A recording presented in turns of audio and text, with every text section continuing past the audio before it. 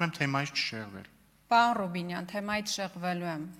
Երբ գործընկերները ասում են, որ չենք հավատում ձեր հրապարակած ձայնագրություններին, կա շատ պարզ օրինակ, դուք մի ամբողջ պատերազմ եք կեղծել, ձայնագրությունն ինչ դա որ չկեղծեք։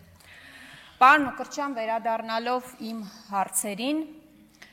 երբ դուք ասում եք, որ նոր ռազմավարություն է մշակել ոստիկանությունը հանցագործությունների դեմ պայքարի, հավատացեք, ես այդ ռազմավարությունը սեփական մաշկիս վրա զգացել եմ, 1 ամսվա ընթացքում 2 անգամ իմ մեքենայի կողային հայելիները գողացել են։ Բայց ես չեմ ուզում խոսել իմ մասին։ Ես այս օրինակով ուզում եմ խոսել մեր այն հարյուրավոր, հազարավոր քաղաքացիների մասին, որոնք պարբերաբար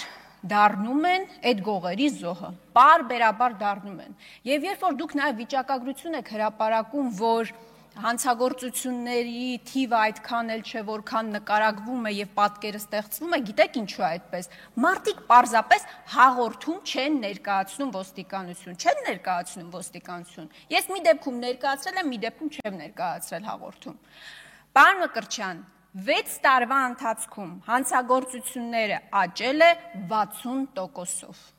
Երբ մենք ասում ենք, որ այդ պրոֆեսիոնալիզմը, որ ոստիկանությունը ցուցաբերում է քաղաքական գործերով, քաղաքական ընդդիմախոսներին ճնշելու մասով, եթե ցուցաբերի իրական հանցագործների, իրական հանցագործությունները բացահայտելու մասով, մենք չենք ունենա այս պատկերը, այդ դրա մասին է մեր հարցադրումը։ Երեք, երբ որ Գյումրիում ահռելի քանակի ոստիկանական ուժեր էին, իսկ Երևանում ծեծում էին ընդդիմադիր ակտիվիստին, իր բնակարանում հայտնաբերվել է 23-ամյա Չեչենուհու մարմինը, պարոն Մկրտչյան։ Դրանից 1 շաբաթ առաջ ակնհայտորեն կամ գոնե մամուլում հրապարակումները այդպիսին էին, որ հոգեկան շեղումներով մեկը, չգիտեմ որտեղից ձեռք է բերել զենք եւ 4 քաղաքացու գնդակահարել է։ Որտեղից այդ զենքը։ Երբ որ ցույց են տալիս մեր ուժայինների պատկան մարմինների ձեռքբերումները, որ դրոնով գաղտնալսումներ են անում, ես ձեզ հարց եմ տալիս, այդ դրոնը որտեղ էր, երբ որ ընդդիմադիր համայնքապետին սպանում էին եւ նախապատրաստում էին իր սպանությունը, որտեղ էր այդ դրոնը։